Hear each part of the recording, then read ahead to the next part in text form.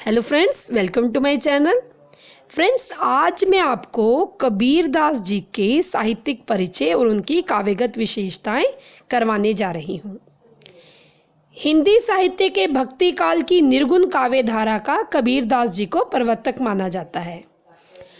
कबीर जी के जन्म, मृत्यु, निवास स्थान, पारिवारिक जीवन, यहाँ तक कि उनके वास्तविक नाम के विषय में भी मतभेद पाया जाता है। कबीर पंथी साहित्य के अनुसार उनका जन्म 1455 ईस्वी में माना जाता है। कबीर पंथियों में एक दोहा प्रचलित है कि 1455 साल गए, चंद्रवारिक ठाठ हुए, जेठ सुदी वरसायत को पूर्णमासी प्रगट भय। कबीर जी की पत्नी का नाम लोई था, उनके पुत्र का नाम कमाल और पुत्री का नाम कमाली था। अनंत दास की परिचय के अनुसार कबीर जी ने 120 वर्ष की दीर्घायु पाई थी।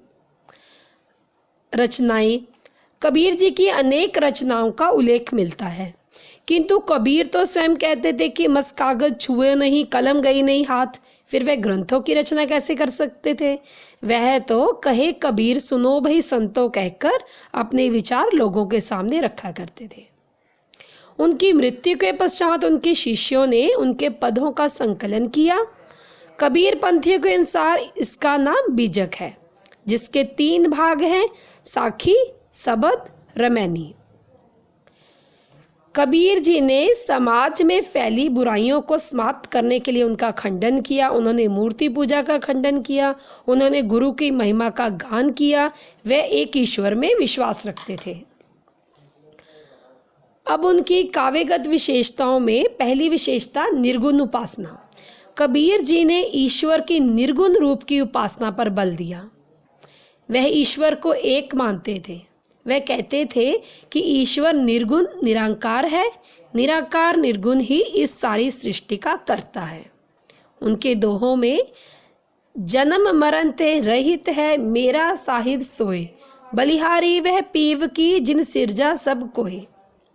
अब उनकी काव्यगत विशेषताओं में दूसरी विशेषता है गुरु की महिमा। सभी भक्ति कालीन कवियों ने गुरु की महिमा का गान किया है। वे गुरु को अधिक महत्व देते थे। उनका मानना है कि गुरु की कृपा बिना परमात्मा की प्राप्ति नहीं हो सकती। वह गुरु को ईश्वर से भी अधिक मानते हुए कहते हैं कि गुरु गोबिंद दो खड़े काके लागू पाए, बलिहारी गुरु आपनो जिन गोबिंद दियो बताए। कबीर जी ने गुरु की महिमा को ईश्वर से भी ऊपर माना है, क्योंकि उनका विचार था कि ईश्वर के बारे में बताने वाले सर्वप्रथम हमारे गुरु ही होते हैं। इसीलिए उन्होंने गुरु को गोविंद से भी ऊंचा बताया है। अब उनकी तीसरी विशेषता है माया का विरोध। कबीर जी ने कहा है कि माया मनुष्य को भक्ति से दूर ले जाती है। माया भक्ति के मार्ग की बाधा है। माया का त्याग करके ही परमात्मा को पाया जा सकता है।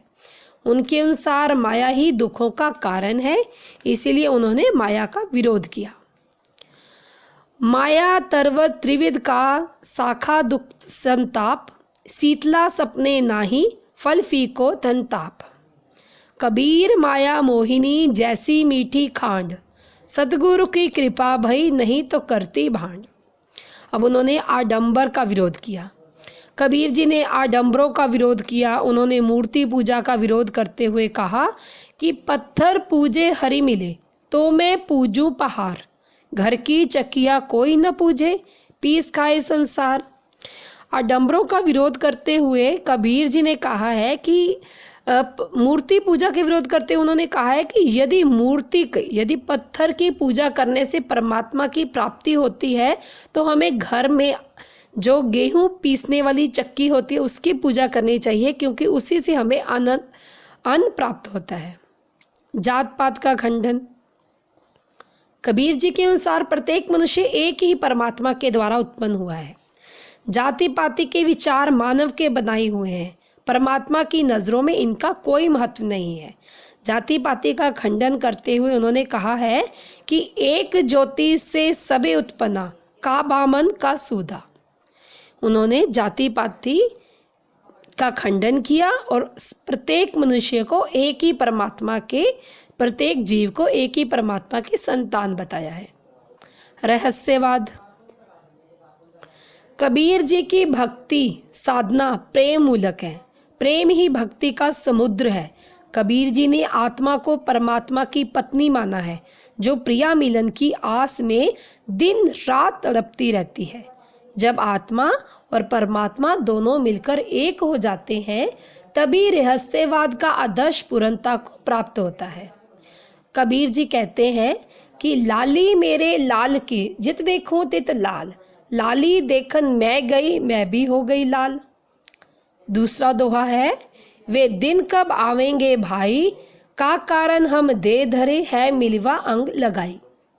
अब उन्होंने नाम स्मरण पर बल दिया। कबीर जी कहते हैं कि ईश्वर के नाम स्मरण में बड़ी शक्ति होती है। नाम स्मरण से ही व्यक्ति की मुक्ति संभव हो सकती है। माया का त्याग करके नाम स्मरण कर ही ईश्वर को पाया जा सकता है।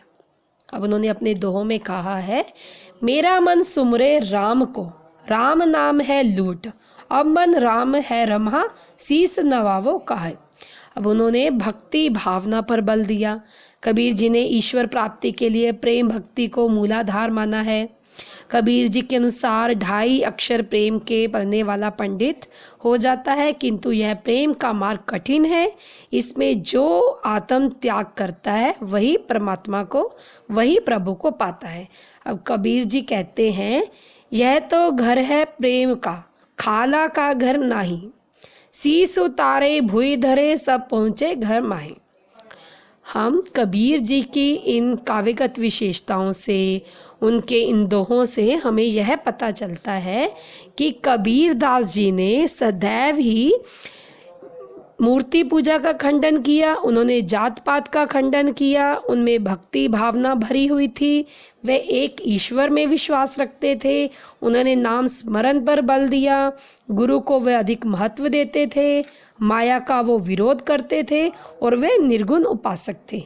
उन्होंने अपने दोहों में, अपने विचारों में सदैव ही नाम स्मरण पर बल देते हुए, गुरु की महिमा पर बल देते हुए एक ईश्वर पर विश्वास दिखाया है। Thank you.